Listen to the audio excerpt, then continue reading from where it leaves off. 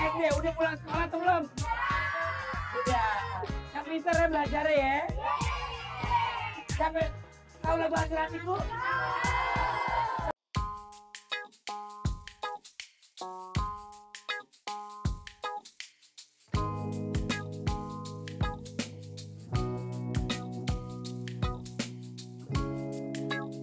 Ibu, saya suruh nyanyi. Ibu kok nggak nyanyi? Diam aja bu, lagi spirit.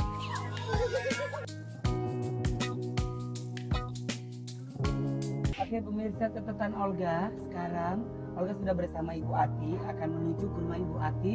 Olga pengen tahu seperti apa rumahnya Ibu Ati, suaminya seperti apa, dan juga pasti anaknya. Bu Ati, hari ini perasaan Bu Ati bisa ketemu sama Olga langsung. Gimana Bu? Senang? Senang. Emang Ibu selama ini ngefans sama Olga emang? Ngefans banget. Hah? Ngefans banget. Masa sih Bu? Iya, tiap hari. Kemarin aku bersama juga nonton catatan Olga. Oh nonton catatan si Olga. Terus? Terus ya maksudnya kalau waktu bulan puasa gitu kan Olga nggak kenal lelah gitu kayaknya.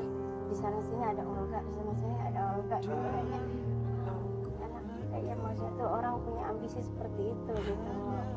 Kapan gitu seandainya saya bisa seperti itu pasti ini senang kali gitu nantinya itu satu anak saya. Olga tampil di televisi, ya kan ingin memberikan energi yang positif. Dalam arti kayak ibu melihat Olga di bulan suci Ramadan begitu banyak pekerjaan, padat banget kerjaan Olga. Karena apa? Karena Olga ngerasa ini harus bekerja keras. Karena kalau siapa lagi yang mau hidupin kita kalau bukan diri kita sendiri, benar kan? Iya. Oh jadi ibu gitu. Ya, Emang apa sih Bu kalau boleh tahu keinginan ibu? saya pengen satu saya pengen sekolah anak saya setinggi mungkin sebisa mungkin semampu saya kerja untuk menjadi anak saya. Kedua ya minimal hidup saya nanti tuanya nggak sengsara seperti ibu saya atau orang tua saya. Maksudnya orang tua ibu Ya, sengsara maksudnya? Ya sengsara gitu. Dia ibaratnya kayak saya pengen sekolah pun saya nggak bisa gitu, cuman coba sama SD terus langsung ke Jakarta kerja gitu terus sampai sekarang makanya saya punya anak dua, saya cita-cita anak saya harus sekolah yang sebisa mungkin.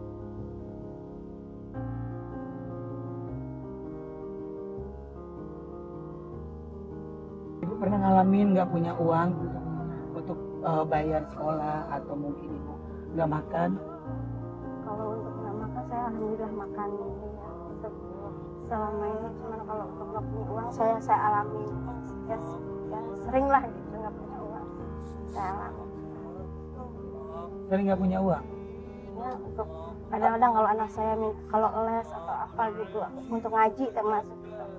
Kadang-kadang kalau pas lagi nggak punya uang ada iuran ini iuran itu gitu, saya suka sedih gitu. Kalau apalagi kalau saya belum punya uang ya. Jadi kalau misalkan bayar iuran sekolah atau bayar uang ngaji, jadi anak yang ngaji di sekolah? Kalau untuk itu enggak sih, cuman ya anak saya sih anaknya nggak terlalu nuntut sama saya, alhamdulillah. Cuman sayanya yang suka sebagai orang tua, ya Allah saya kok nggak bisa ya nyenengin anak. Pengen banget membahagiain anak sejak ibu saya meninggal.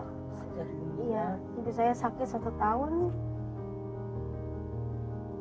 Pertama sih ya kurang tahu, pokoknya perutnya kembung, liper katanya gitu.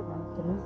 Dalam 1 tahun itu saya nggak bisa jagain, nggak bisa ngurusin karena saya satu harus kerja ikut orang, kedua harus ngidupin anak saya juga di sini gitu. Saya nggak mungkin untuk menetap di kampung. Masih hidup ibunya? Udah meninggal, makanya di sini sampai akhir meninggal pun saya nggak bisa datang. nggak.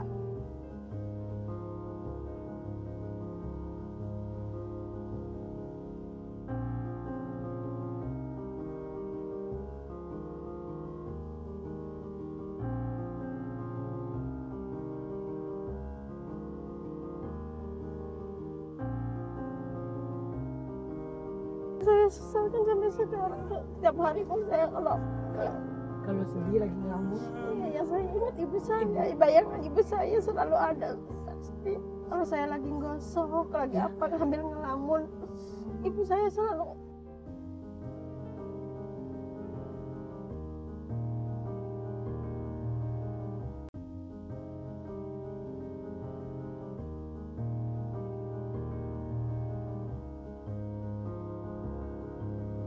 salah waktu saat ibu ini minta sangat bersalah. Saya sangat salah.